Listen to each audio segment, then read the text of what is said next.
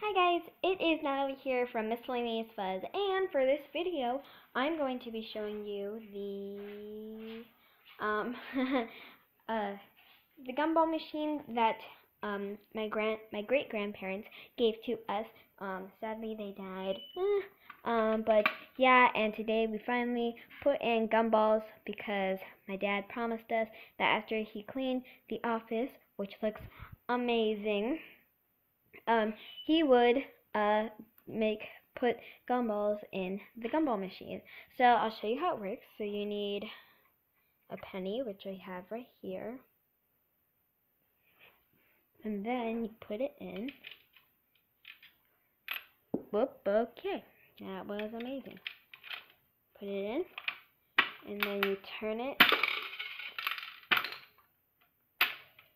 like that, and then down there you get a gumball. Then you can chew it on it, and it's really good, even though the flavor goes out in a minute. But you can take the pennies out from the bottom, like you lift this up and stuff like that. But yeah, thank you guys so much for watching. Bye. Fuzzy Wuzzy's out.